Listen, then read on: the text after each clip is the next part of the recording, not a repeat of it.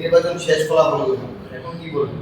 এখন দেখুন, আমি তো প্রথমেই বলেছি যে ভোটে কি হয়েছে। একটা জিনিস পরিষ্কার, জাপ্তাভিমানী কাজ করেছে ভোটে, এবং এটা কতটা কিভাবে প্রতিফলিত হয়েছে, কিভাবে কোন পরিকল্পনাটা কার্যকরী হয়েছে, এটা আমাদের অনুসন্ধানে সময় প্রয়োজন।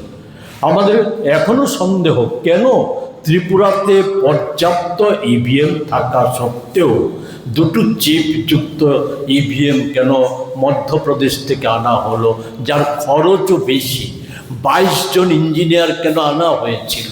এবং আরেকটা কথা, সর্বদলীয় সভায় 3,500 ইভিএম আনার প্রশ্নে তিপ্রামাথও কংগ্রেসের অভিযোগের সাথে একমত হয়েছিল, কিন্তু তারপরেই দেখলাম আশ্চর্যজনকভাবে দুটো চিপের বিষয় যখন আসলো, মধ্যপ্রদেশের থেকে এত খরচ করে নাগাল্যান্ড, মিজোরামে পর্যাপ্ত মেশিন থাকা সত্ত্বেও তা না এনে মধ্যপ্রদেশ থেকে আনা হলো, এবং দুটো চিপযুক্ত মেশিন।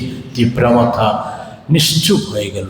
এই যে বিষয়গুলি, সেই বিষয়গুলি গভীরে পর্যালোচনা না করে হুট করে আমরা কোনো মন্তব্য করতে পারছি না আজকে।